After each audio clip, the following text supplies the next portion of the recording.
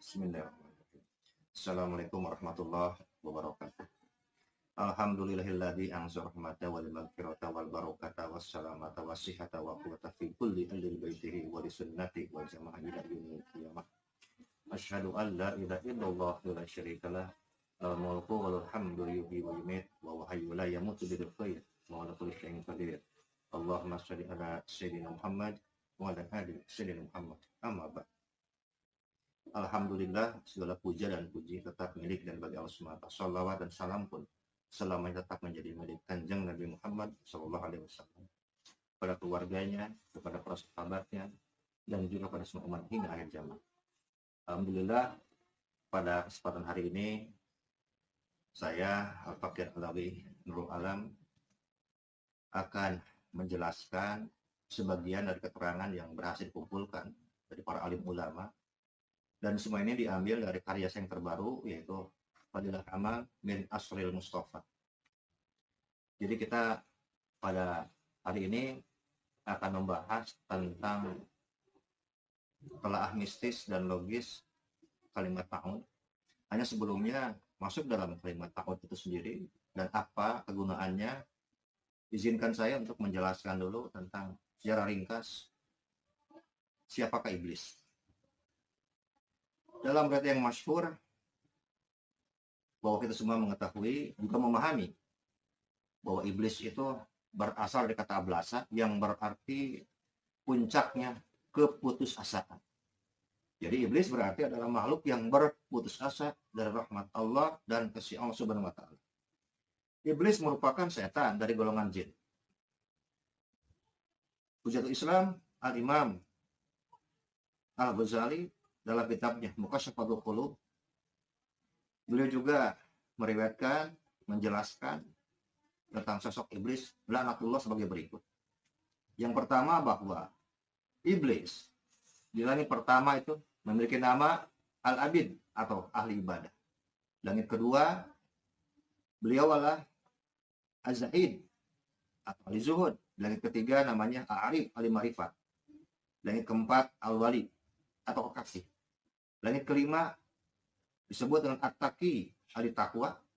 Langit keenam Al-Khazim, dan langit ketujuh bernama Azazil. Dia adalah makhluk yang cemerlang rupanya, sangat rupawan, bersayap 4, memiliki limpahan ilmu pengetahuan, banyak ibadah, kebanggaan para malaikat, dan menjadi salah satu pemuka mereka.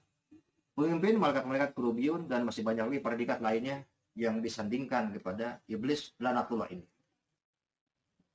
Ini sejarah ringkas tentang bagaimana sosok iblis laknatullah yang dulunya yang memiliki banyak predikat sudah barang tentu bahwa dengan banyaknya predikat yang disandang oleh seseorang itu tidak akan menjamin orang tersebut seumur hidupnya akan hidup lurus dan wafat dalam keadaan husnul khatimah. Kemudian selanjutnya dalam kitab Bunyal Thalibi Thoriqil Haq karangan Syekh Qadir Al-Jailani telah diriwayatkan di sini bahwa dalam suatu hari para sahabat radhiyallahu anhum mengunjungi Nabi Muhammad SAW ke rumahnya pada suatu malam.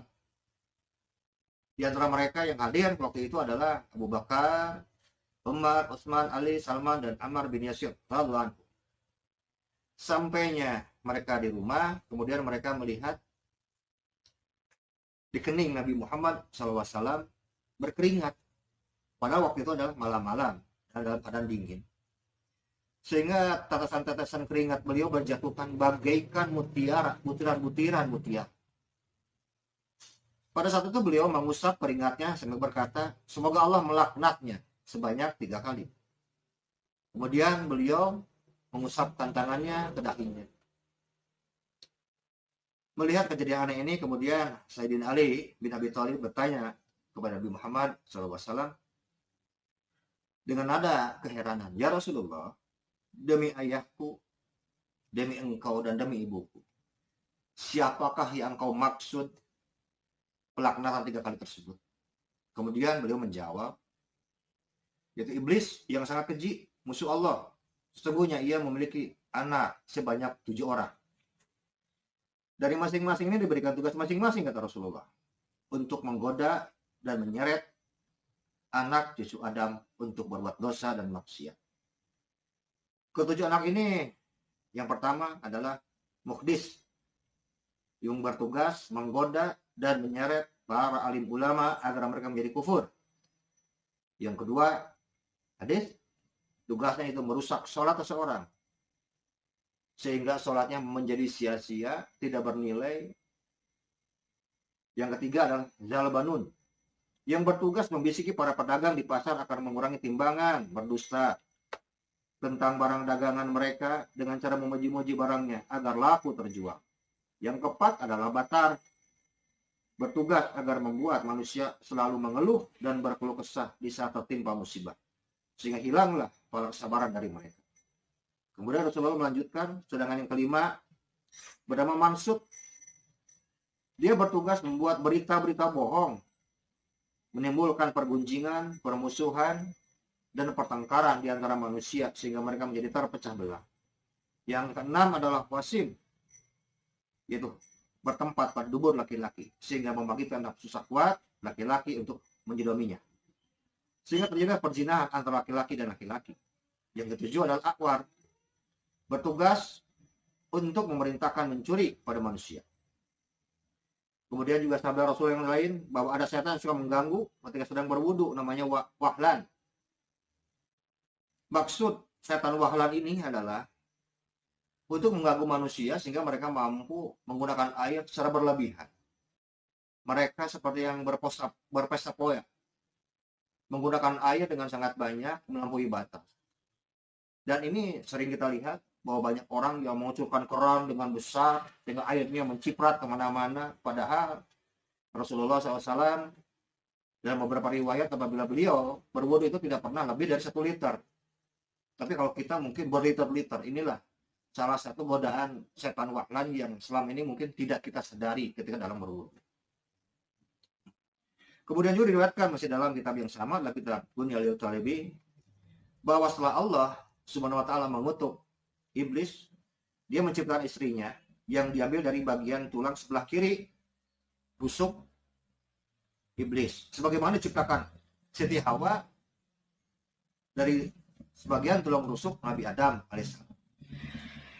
Dari perkawinan antara si iblis yang laki-laki dengan istri ini menghasilkan 31 anak iblis yang kemudian populer yang disebut dengan nama setan.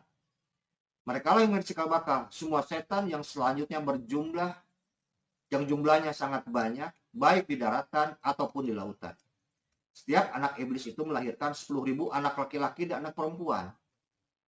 Dan mereka tinggal di setiap tempat, baik di gunung, di pulau, di hutan, di laut, di padang pasir, di persimpangan jalan, dan di udara. Begitu pula di tempat-tempat yang kotor, seperti kampus, tempat sampah, pekuburan, dan tempat lainnya. Begitu pula sebagaimana yang diriwayatkan dalam kitab Nasrul Ibad karya Al-Imam Nawawi Al-Bantani. Beliau meriwayatkan sebuah hadis juga yang berasal dari Umar bin Khattab radhiyallahu anhu. Beliau berkata bahwa anak keturunan iblis ada 9, yaitu Jalitun, Wasin, Lakus Awan, Afaq Murrah, Masud Dasim, dan Walhan. Zalitun bertugas menggoda para penghuni pasar dalam transaksi jual beli dengan menyuruh untuk melakukan kedustaan, penipuan, memuji barang-barang dagangan, mencurangi timbangan, dan bersumpah palsu. Sedangkan Wasin bertugas menggoda manusia yang tertimpa musibah agar tidak sabar sehingga yang bersangkutan berteriak histeris, menampar-nampar mukanya, dan akhirnya mereka berperilaku seperti perilaku jahiliyah. Yang selanjutnya adalah Awan, bertugas menggoda para penguasa untuk bertindak zalim. Afaq bertugas membujuk dan menggoda orang untuk meneguk minuman keras, yaitu mabuk-mabukan. Selanjutnya adalah Murrah, bertugas menggoda orang agar asik bermain musik sambil bernyanyi sehingga dia lupa terhadap ibadah. Lakus bertugas untuk menggoda orang agar menyembah api. Masud bertugas menyebarkan berita-berita dusta dengan lisan manusia sehingga tidak dapat dengan berita yang sebenarnya. Dasim bertugas membuat keributan dan kekacauan di dalam rumah, seperti membuat orang tidak mau menjawab salam, menimbulkan perselisihan antara suami dengan istri, membuat suami mudah menjatuhkan talak, melakukan kekerasan dan sebagainya. 9, walhan bertugas menciptakan ketidakhusyuan dalam sholat dan ibadah lain. Ini adalah cerita ringkas tentang iblis, laknatullah, dan anak-anaknya yang disebut dengan setan. Nah, untuk selanjutnya saya akan membacakan betapa pentingnya membaca ta'awud ini untuk kita. Yang pertama saya ambil dari riwayat diriwayatkan oleh Imam Ibu Sa'id dalam kitab Syaraful Mustafa dari sahabat Nabi An Wasilah bin Asqa'in anin Nabi Muhammad SAW qala man istada billahi minas syaitani salatan wa qara'a akhiru suratil hasr hina yusbihu hina yumsi wukila bihi sab'una alfa malakin yahfadunahu min syaitonil jinni wal insi. Diriwayatkan dari Wasilah bin Asqa dari Nabi Muhammad SAW, beliau bersabda, man ista'ala billahi minasyaitonir salatan. Barang siapa yang membaca ta'awud kepada Allah dari godaan setan sebanyak 3 kali. Wa qara'a akhiru suratil hasyr. Dan disambung dengan membaca akhir surat Hasyr. Di waktu pagi-pagi dan di waktu malam, wukila bihi sab'una alfa malakin.